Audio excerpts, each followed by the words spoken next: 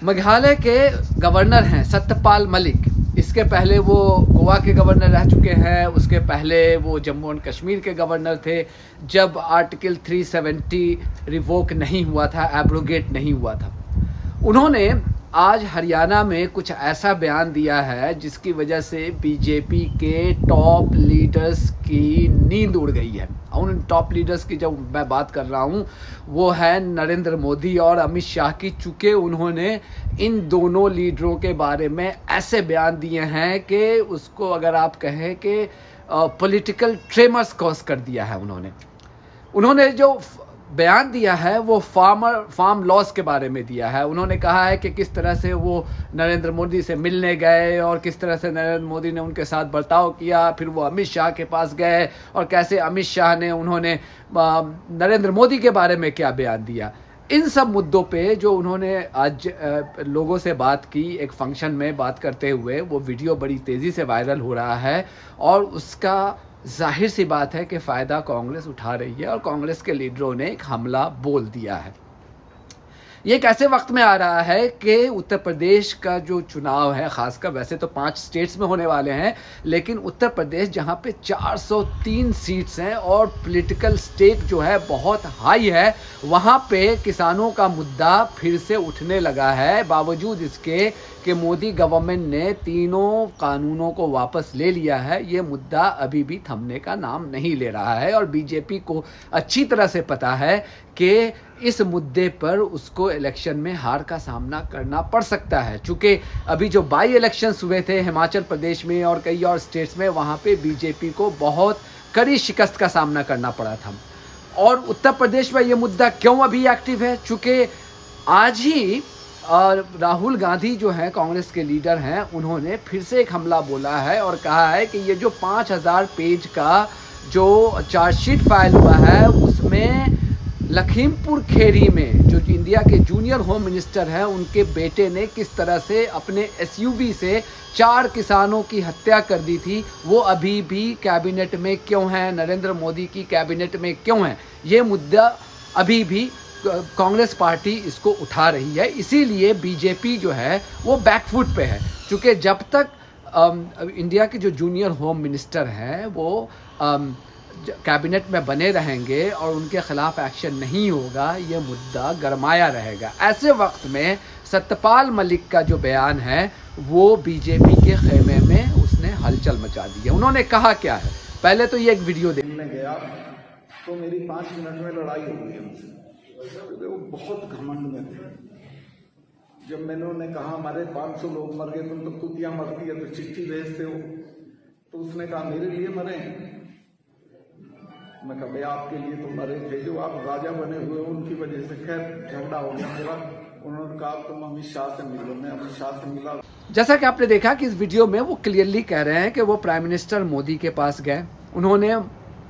किसानों का मुद्दा उठाया, तो प्राइम मिनिस्टर मोदी घमंड में थे। जब वो अमित शाह से मिलने गए तो अमित शाह ने ये कहा कि नरेंद्र मोदी का दिमाग खराब हो गया है, यानी कि Narendra Modi has lost his mind, ये उनका कहना है। अगर आप नरेंद्र मोदी के बारे में अमित शाह के बयान को अगर आप हटा भी दें तो फिर भी जो उनका जो स्टेटमेंट है नरेंद्र मोदी के बारे में कि नरेंद्र मोदी घमंड में चूर थे और उनको याद दिलाना पड़ा कि देखिए एक कुत्ता भी मर जाता है तो आप एक ट्वीट करते हैं कंडोलेंस के लिए, यहाँ तो 500 किसान मारे गए हैं। वैसे में नरेंद्र मोदी का ये कहना कि ये किसान क्या हमारे लिए मरे हैं, ये जो घमंड है इसी पर कांग्रेस अटैक कर रही है और कांग्रेस इसी को लेकर के आई एम एब्सोल्युटली श्योर कि वो मुद्दा बनाएगी इलेक्शन में। अब ये बात तो बिल्कुल साफ हो गई कि बावजूद इसके कि नरेंद्र मोदी ने तीनों किसानों के जो फार्म लॉस जो थे उसको वापस ले लिया, किन हालात में लिया ये हमें भी पता है कि जब तक कि उनको ये पता नहीं चला था कि इलेक्शन में इसका क्या रिपरकशन होगा, तब तक वो इस पर बिल्कुल टस से मस नहीं हुए, बातचीत करने के लिए भी तैयार नहीं थे। 1 साल लग गए 1 साल तक किसान पूरे हिंदुस्तान में प्रोटेस्ट करते रहे, दिल्ली के बॉर्डर पे प्रोटेस्ट करते रहे, उनके खिलाफ इतने कोएसिव एक्शन लिए गए, ऐसे ऐसे हथकंडे अपनाए गए उनको परेशान करने के लिए कि इंटरनेशनल फ्रेटर्निटी को आवाज़ उठानी पड़ी। आपको याद है कि रियाना, ग्रेटा थुनबर्ग, इन तमाम लोगों ने इनको ट्वीट करना पड़ा था। तब जब इनको पता चला कि इलेक्शंस में इनकी बुरी तरह से हार हो रही है और अब यूपी में, उत्तराखंड में और गोवा में और पंजाब में, पंजाब खासकर जो किसानों का मुद्दा वहाँ बहुत ही इफ़ेक्टिव होने वाला है यूपी की तरह, जब इनको लगा कि यहाँ पे हमारी हार हो सकती है, तब इन्होंने राष्ट्र के नाम संदेश में मोदी ने ये ऐलान किया कि हम तीनों कानूनों को हम वापस ले रहे हैं। अब ये बात उठ रही है कि क्या सत्यपाल मलिक को उनके पोस्ट से हटा दिया जाएगा, ये तो बात की बात है, and it doesn't really affect common people. But ये मुद्दा जो है, जो मैंने अभी ट्वीट भी किया कि इंडिया का जो लैपडॉग मीडिया है, जिसको मैं टीवी क्रिमिनल्स कहता हूँ, होना तो ये चाहिए था कि आज इस पे बहस होती कि इतना बड़ा रेवलेशन, इतने बड़े कॉन्स्टिट्यूशनल पोस्ट पे बैठा हुआ एक बंदा प्राइम मिनिस्टर के बारे में कह रहा है कि प्राइम मिनिस्टर इतना इनसेंसिटिव है किसानों के बारे में कि 700 किसान मारे गए, उसके बारे में, उनकी मौतों के बारे में ये कहा जाए, ये प्राइम मिनिस्टर कहता है कि क्या ये मेरे लिए मरे हैं। वहाँ पे होना तो ये चाहिए था कि आज प्राइम टाइम डिबेट्स होने चाहिए थे, लेकिन इनमें किसी में औकात नहीं है, किसी मीडिया के लोगों में किसी में औकात नहीं है, चूंकि ये गुलाम है, गुलामों की अपनी आवाज़ नहीं होती है। जिस दिन इन्होंने सवाल करना शुरू कर दिया, इनको अपनी नौकरी से हाथ धोनी पड़ेगी। और ये इतने निकम्मे हैं, इनमें इतनी सलाहियत नहीं है कि ये अपने बलबूते पे कोई जर्नलिज्म कर सके या अपने बलबूते पे ये कुछ कर सके। तो इनको चूंकि अपने घर चलानी है, जो लैविश लाइफस्टाइल जीने की आदत इनको पड़ गई है फेंके हुए टुकड़ों पे, तो उसकी वजह से इनको खामोशी बरकरार रखनी पड़ेगी, वरना